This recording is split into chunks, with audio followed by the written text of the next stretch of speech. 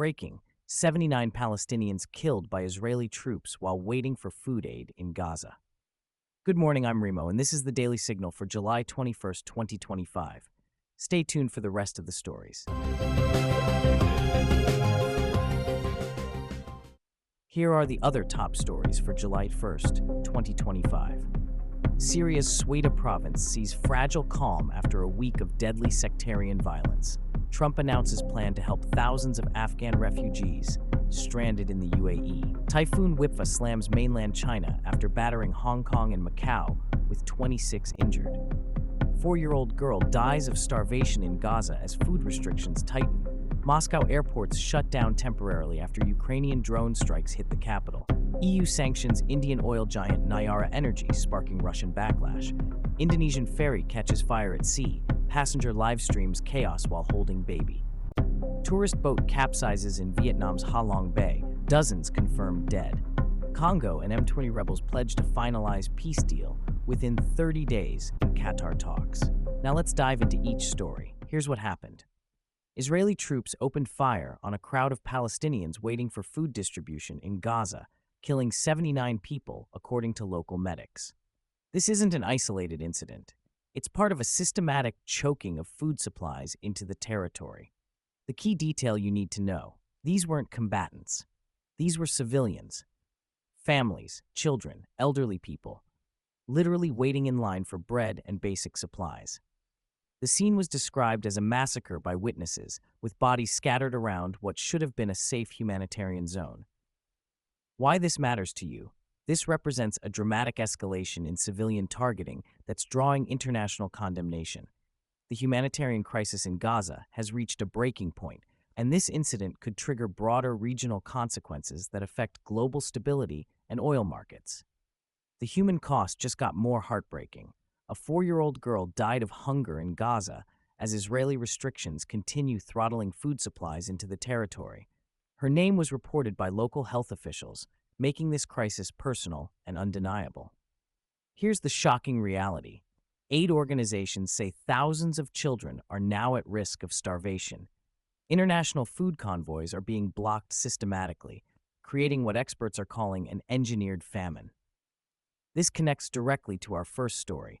The desperation for food is what drove those 79 people into harm's way. The world is watching a humanitarian catastrophe unfold in real time, and pressure is mounting on all parties for immediate humanitarian corridors.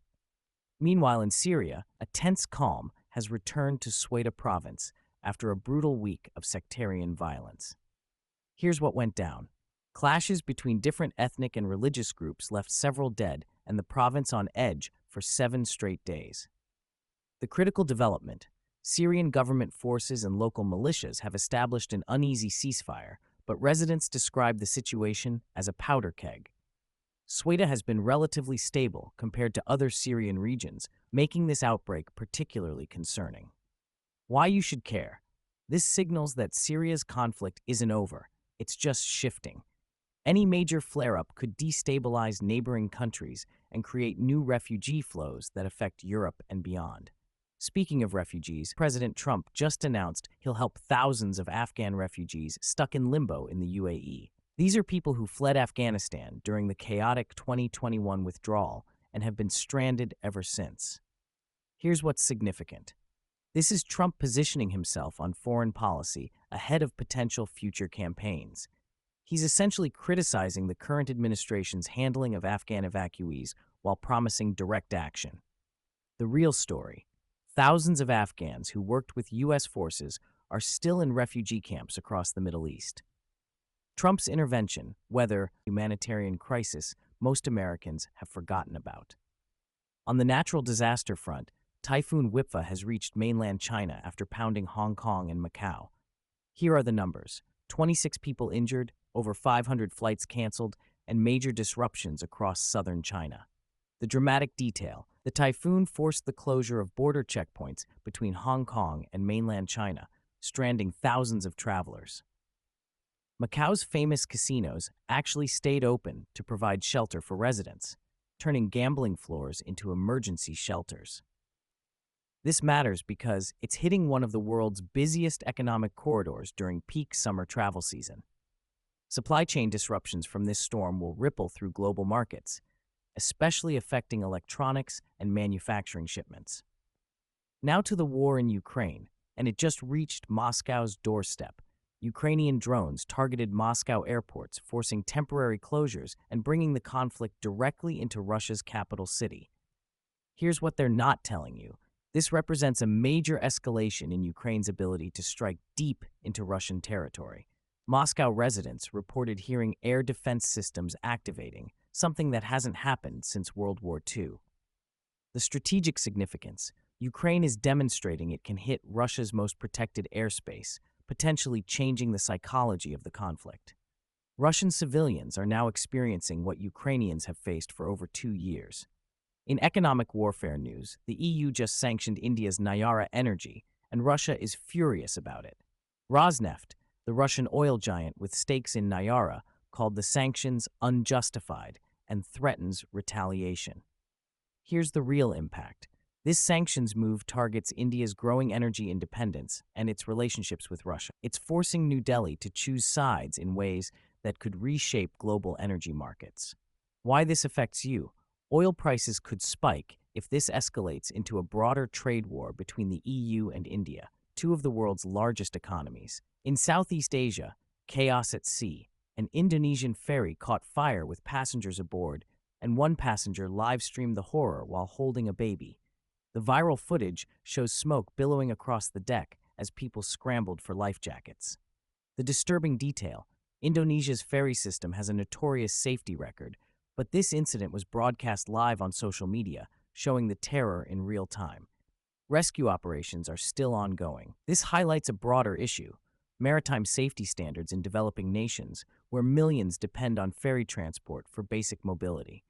Staying in Southeast Asia, dozens are dead after a tourist boat capsized in Vietnam's famous Ha Long Bay. This UNESCO World Heritage Site, popular with international tourists, became a tragedy zone when the vessel went down. The impact: Ha Long Bay is crucial to Vietnam's tourism industry, generating millions in foreign currency. This disaster will likely trigger reviews of safety standards and could affect Vietnam's rapidly growing tourism sector. Finally, some hopeful news from Africa. The Democratic Republic of Congo and M23 rebels meeting in Qatar have pledged to reach a peace deal within the next month. This could end one of Africa's longest-running conflicts. The breakthrough: both sides committed to a specific timeline with Qatari mediation, something previous negotiations lacked. Success here could stabilize Eastern Congo and reduce one of the world's largest refugee crises. Here's what connects today's stories. We're seeing humanitarian crises everywhere, from Gaza's engineered famine to Indonesian ferry disasters to Congo's endless war. The common thread: failed governance and international systems struggling to protect civilians. Notice the pattern: food as a weapon in Gaza, transportation disasters in Southeast Asia, and proxy conflicts from Ukraine to Congo. These aren't isolated incidents. They're symptoms of a world order under severe stress. What this means for you: global instability drives inflation, migration, and supply chain disruptions that eventually reach your daily life. Today's distant tragedies become tomorrow's economic and security challenges. The key takeaway: when humanitarian systems break down, as we're seeing in Gaza, Syria, and Congo, the effects cascade globally. Whether it's oil prices, food costs, or regional security, these stories will shape your world in ways you might not expect. This has been the Daily Signal. I'm Remo. Stay informed, stay engaged, and we'll see you tomorrow with the stories that matter most.